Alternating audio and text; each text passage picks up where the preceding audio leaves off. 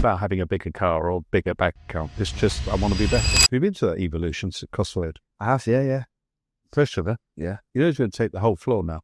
I heard. The other half is D&B, and he's moving those all upstairs, and then the whole Well, the back of the first floor is going to take like that. 100 people sitting at the back, which is D&B. They're all going up the fence. You know, some guy, I always come out of a meeting with him. Of course, Husley has got something in common with you. Yeah. Yeah. In a way, yeah, true. Yeah. With Darryl. both had experiences, yeah. Yeah, I get on with Husty a lot. I really, from everything I hear, he works really hard. He must work hard to do. Lovely guy. He's a lovely, lovely guy. I don't know. I don't know if you would call it. I never really understood what Darryl did. Like, I don't know what. No, I don't know. I think again, it was a great opportunity, and it just from Huster's point of view, I just don't think we felt it was fair to have equal the shares when he was the one doing everything. And that's the hard thing, to find people. I mean, look, I had a few experiences with parts, different businesses. It's so hard now, being a little bit older and hopefully a little bit wiser. It really is hard to put your trust in anyone else. But when we first met, that was your own business, right? So you bought the business, I think you say. And why did you decide to buy the business? Because I was working for them as a sales guy. And when you were working for them, was it going well? It's going okay. Because in those days, it wasn't easy to... And we were doing well. And they were very, very good at generating leads and listings and marketing, etc. That's mainly what they were doing. And then they said, look, we're leaving. We're going to close the business. We're going to move to Spain or England or somewhere. They were British. Yeah. And they said, do you want to take it over? Funny enough, I spoke to Simon for advice. Simon at House. And they were just, and stupidly, my ego got in the way. It was ego. Yeah. And it was the worst decision I'd probably made in my life. Yeah. Is to, take over. Sorry, I'm not a loner. I can't do it. I can't manage a team of people who want holidays and can't come into work today because the dog's not well. I can't cope with that. I just can't cope with it. No empathy for those. Yeah. Because I'm, work. Yeah. That's the issue. And have you always been work? Where does that come from? Just, I don't know. Just, I've always been, I'm not stupid. I mean, academically, I think probably I was a little bit too clever. But I got bored at school, incredibly bored at school, but I really fell into work and I really enjoyed it. Okay. So that's what it is. Being so academically gifted, why then, how did sales happen? Because usually sales happens when people aren't that great at academics and it's kind of a low barrier to... So I have a title as salesperson. I'm a real estate agent, which you may guess I'm a salesperson. I don't think I'm a salesperson. I really don't. I'm very good at building relationships fast. Yeah. Making people trust me.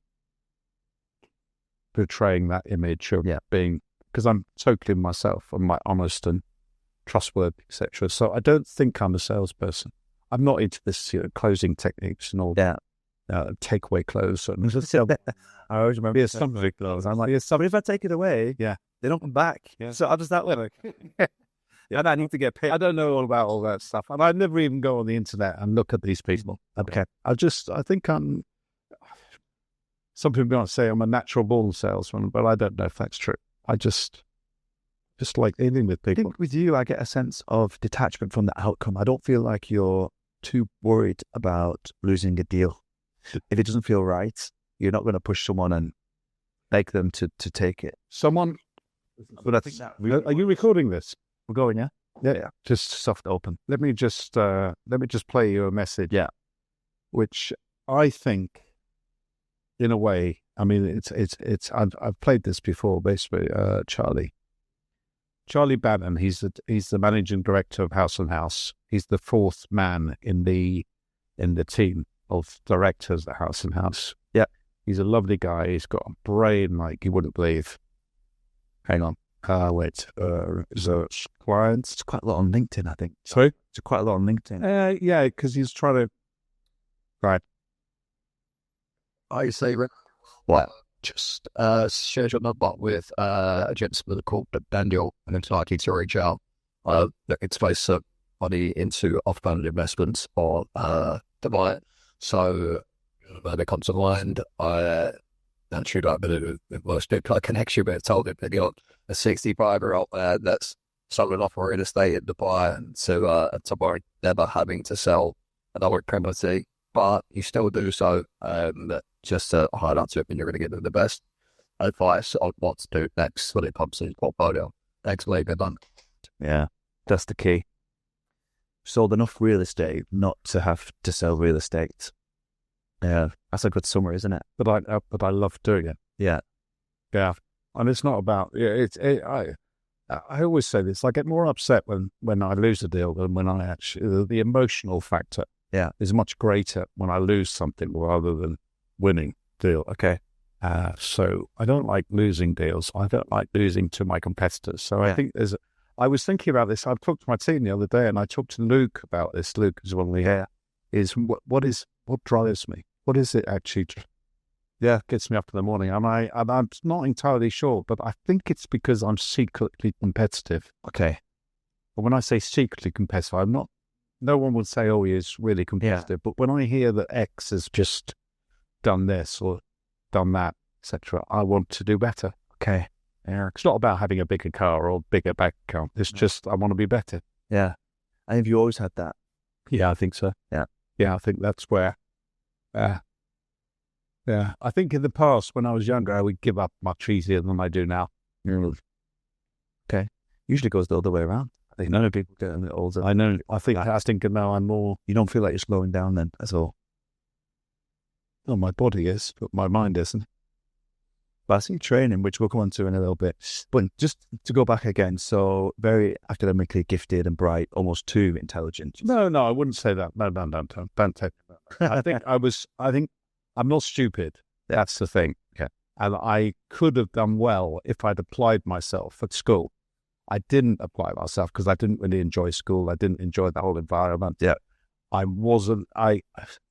issue was I went to an extremely good school when I was like 8 years old. Right. So they educated me very well for the first 4 years of my life. And then I went to a bigger school, the main school, high school, and where I was like, I've done that already. And I just got bored. Do you know what I mean? Yeah. It's like too much too soon, perhaps. Yeah. I mean, I was speaking Latin when I was 9 years old. Yeah. I mean, how weird is that?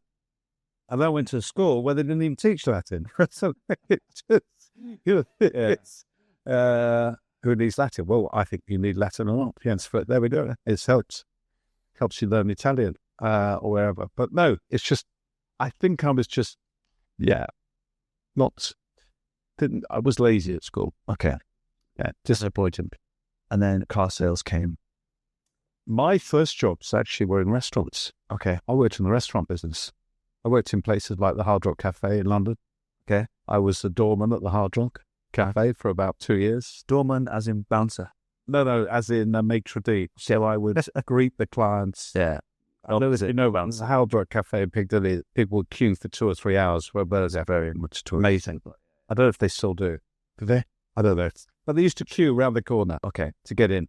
That was when there was probably only one major burger restaurant. And I used to work on the door there, and I'd work with all these great people. It was a great team, and lots of big clients would come, like all these stars would come to the Hard Rock Café.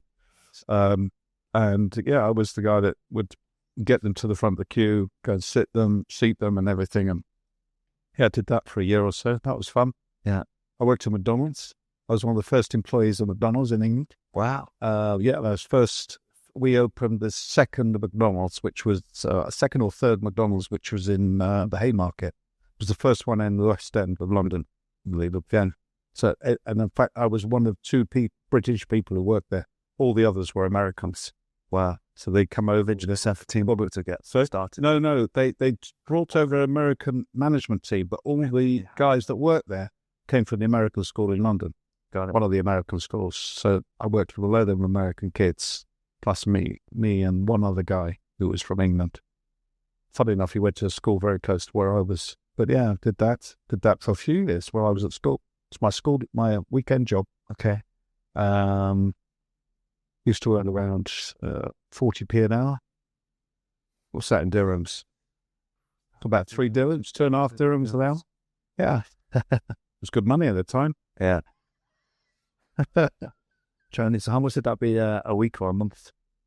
It was nothing. It was I was one of the wealthiest boys at school because I was working hard even then. I think funny enough, one of the things that McDonald's teaches you is clean as you go.